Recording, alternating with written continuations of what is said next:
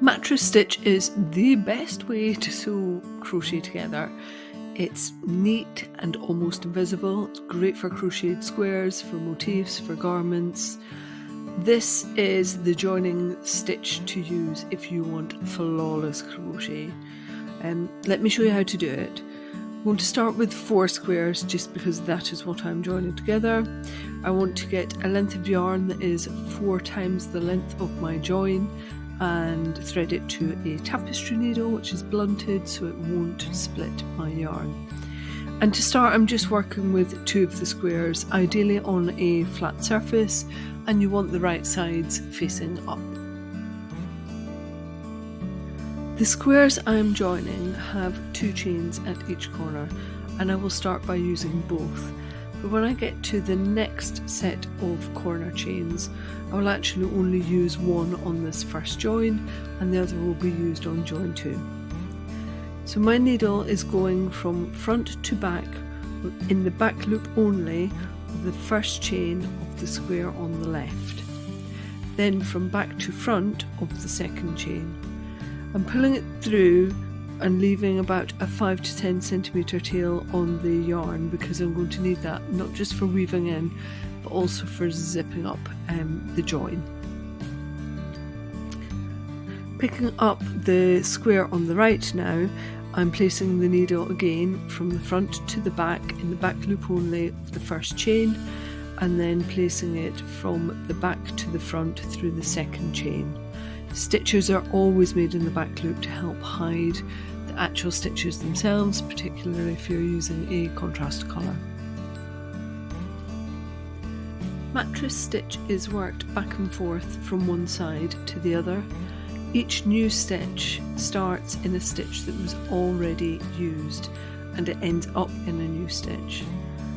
Working on the left square, I'm placing my needle from front to back of the last stitch used in that square and then from back to front of the next unused stitch in the same square. That is repeated on the square on the right, taking my needle from front to back through the stitch that has already been used and then from back front into an unused stitch. That sequence is then repeated all the way up the join. So left square, front to back through the old stitch, then back to front through the new stitch, always back loop only. Then you move to the right square, and it's front to back through the old stitch, then back to front through the new unused stitch. And repeat, it's that simple. After about 4 centimetres of mattress stitch, it's time to zip up the stitches. I love this bit.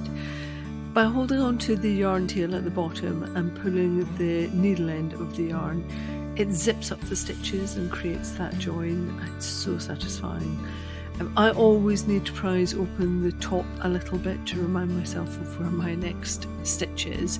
It won't harm your stitches at all, they will just tighten up again with your next zip up. I'm only using one of the 2 chains at each corner, the others are used in join 2. On both squares I have used the corner chains at the top and now need to join the next 2 squares in. Starting with my left square, I'm going and putting my needle from front to back in the last used stitch, which was a chain. Now I need to jump the needle up to the new left square and come up from back to front in the back loop of the first chain.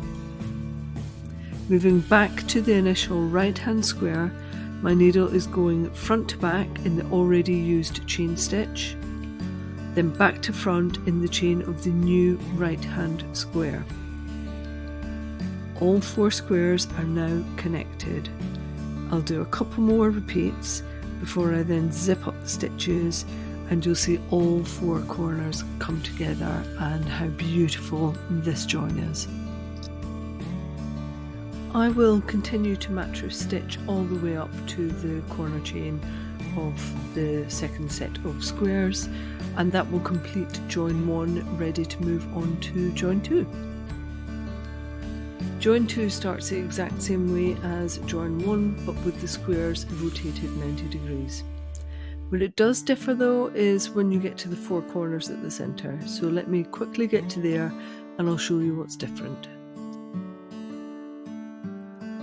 The 4 corner chains all need to be mattress stitched, but the yarn has to stay on the wrong side. My needle is going front to back in the corner chain of the initial left square. I'm scooping the needle under the other join stitches, then bringing the needle back to the front of the first chain of the new left square. Where it gets more difficult is that my needle now needs to go to the back for the initial right hand square.